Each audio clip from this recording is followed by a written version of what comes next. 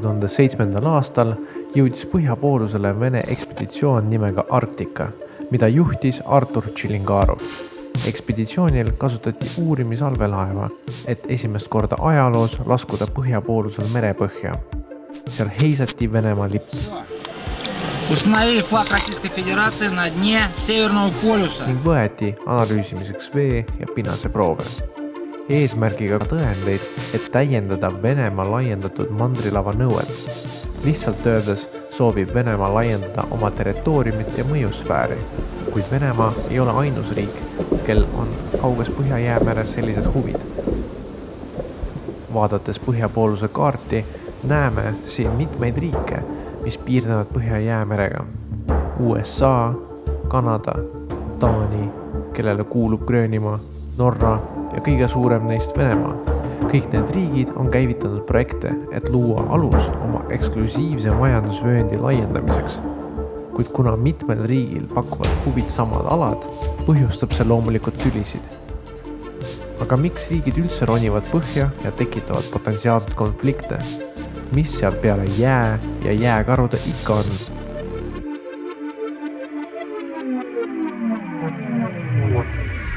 On maavarad. Arktikas on tohutud maavarad Jäämere all peidus ja nende kätte saamine on otseselt seotud sellega, kas on nii-öelda lahtine meri või jäine meri. Aga kui saaks nii-öelda selle vee vabaks, siis juhtuks nii, nagu ta on Põhjameres näiteks norrakatel. Seal on ju puurtornid püsti, eks ole, ja pumpavad täiega ja torutamatakse vee alt põhja pidi läbi kuhugi ja asjad liiguvad ja laevad liiguvad ja nii edasi, nii edasi. Nii et selles mõttes on huvi väga suur. Ja nüüd nende loodusressursside osas on võitlus päris terav, sellepärast et loodusressursid sõltuvad otseselt, kes nendele saab nii-öelda eelisõiguse, sõltub sellest, kelle mandrilavaga on tegu, ehk siis eksklusiivse majandusvööndiga. Eksklusiivne majandusvöönd. See on 1982. aastal ÜRO mereõiguse konventsioonis määratud mereala, kus riigil on eraõigused mereressursside uurimiseks ja kasutamiseks. Näiteks fossiilkütuste, kalanduse, veealuse kaevandamise ja muu sellisel puhul. Antud vöönd ulatub kuni 200 meremiili kaugusele riigi rannikust. Kohtades, kus eksklusiivne majandusvöönd kattub teise riigi omaga, peavad riigid ise enda merepiiri määrama. Kui tegu on ressursside või mõjuvõimu laiendamisega, siis on vaidlused alati kiired tulema ning sellised vaidlusi esineb palju. Suurtemateks näiteks Türgi ja Kreeka vaidlus Vahemeres või siis Lõuna-Hiina mereprobleem, kus Hiina ehitab kunstsaari, et laiendada oma eksklusiivset majandusvööndi. Aga meie keskendume praegult Põhja-Jäämerele. Praegu joostakse võidu selle nimel, et saaks vaia maha, et saaks selle territooriumi endale eksklusiivselt nii-öelda garanteerida. Ja et see asi põhjalik on, seda näitab ka see, et tegelikult sealt on avastatud väga suured ressursimaardlad. Eelkõige muuseas isegi mitte nafta, millest rohkem on millegipärast räägitud, aga seal lisaks sellele on gaas. Ja kuna maagaas on praegu väga kuum teema jätkuvalt, me saame aru, miks, siis gaasivarud on seal pretsedenditult suured. Mitte lihtsalt kordajad, vaid seal on ikka niimoodi 800-900% kasvavad nende jäämereäärsete riikide ressursibaasid gaasi arvelt. Juhul kui nad saavad kätte need maardlad, mis seal praegu on juba avastatud, pluss veel arvatakse, et seal on veel, lihtsalt ei ole veel kõike ära avastatud. Ja sellepärast on võiduks.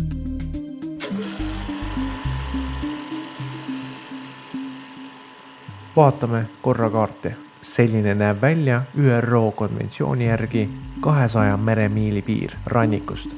Nüüd lisame kaardile alad, kus on leitud ning kus arvatakse olevat nafta- ja gaasivarud.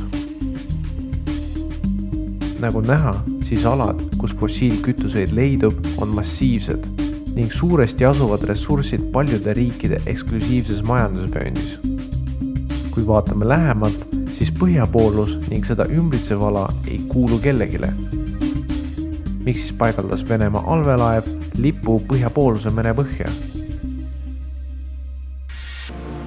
Venemaa käsitleb seda kui oma mandrilava nõndanimelt Lomonossovi selle mäeaheliku pikendust, mis ulatuvad siis sinna välja. Ja miks seda lipp on demonstreerimine ühtepidi, aga teistpidi see on ka nagu kinnistamine nii-öelda selle teadusliku fakti esitamisel. Nimelt ÜRO liinis jagatakse seda mandrilava. See ei ole nii, et sa lihtsalt lähed ja võtad. Ja selleks on vaja teaduslik tõlgendust ja teaduslikku põhjendust tuua. Ja venelased on selle nimel väga palju tööd teinud, kõige rohkem kõigist. Ja on siis ka muuhulgas ka selle lipu sinna toimetanud, et markeerida ära, et kus nende nii-öelda huvi lõpeb. Ja kui me vaatame kaarti, siis laias laastus näeb see välja niimoodi, et sellest kõige olulisematest maardlatest 2/3 jääksid siis Vene mandrilava kätte või mandrilava sisse, õigem oleks öelda. Ja siis 1/3 ainult jääks siis teistele mandrilavade pealt puurimiseks piisavad, ütleme niimoodi mõistlikes sügavustes. Kõigepealt, mis asi on mandrilava? Mandrilava ehk shelf on mandrilise maakoore osa, mis on maailma mere poolt üle ujutatud. Mandrilava on küll vee all, kuid sellel on mandriga sama geoloogiline ehitus, mistõttu võib mandrilava geoloogilises mõttes pidada osaks mandrist. Mandrilava laius on keskmiselt 70 kilomeetrit, kuid võib varieeruda mõnekümnest meetrist kuni 1500 kilomeetrini. Suhteliselt ligipääsetav mandrilava on ookeani põhjas enamiku merest pärit kaubanduslike saaduste nagu metallmaakide, mittemetalliliste maakide ja süsivesinike kaevandamine toimub mandrilaval. ÜRO mereõiguse konventsiooniga loodi 200 meremiili majandusvöönd, millele aga lisandub mandrilava õigused riikidele, mille füüsiline mandrilava ulatub sellest vahemast kaugemale. Kuna nõue eksklusiivse majandusvööndi laiendamiseks põhineb teaduslikul uuringul, siis kõik riigid, mis piirnevad Põhja-Jäämerega, korraldavad neid uuringuid. Selline nõue on Venemaal ning ka Taanil. Ja nagu näha, siis nad suuresti kattuvad. Lisaks selline nõue on Kanadal. Miks huvi Arktika vastu viimsel ajal pidevalt kasvab, nagu Raivo Vare ütles? Ja nende kätte saamine on otseselt seotud sellega, kas on nii-öelda lahtine meri või jäine meri. Aga kui saaks nii-öelda selle vee vabaks, siis juhtuks nii, nagu ta on Põhjameres näiteks norrakatel. Asi on selles, et jää sulab ja väga kiiresti. Graafika, mida te praegult näete, näitab jää paksuse muutust Põhja-Jäämeres. Ning nagu näha, siis on jääd juba täna kõvasti vähem kui 30 aastat tagasi.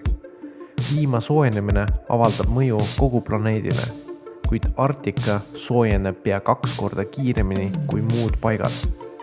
Arktika nõukogu, mis on siis see organ, mis on rahvusvaheliselt moodustatud huvitatud riikide poolt, kus on siis ka mitmeid vaatlejaid, nagu näiteks Hiina, kel ei ole otsest pistmist ja selle territooriumiga midagi, siis seal tegelikult ju käsitletakse Arktikat kui väga suurt potentsiaalset ressursibaasi ja seoses just nimelt selle sama jää sulamisega. On tehtud prognoose, et 2050. aastaks arktiline jää sulab praktiliselt üldse ära. Ja sellisel juhul tekib täiesti uus olukord ka terves sellest tohutus veebasseinis, mis on ju Põhja-Jäämeri iseenesest, mida ta kujutab. Lähitulevikus loob üles sulanud meri võimaluse suurriikidel pumbata maast suurel hulgal fossiilkütuseid, mis on ka põhjuseks, miks jäämeri on jääst vaba. Mõni.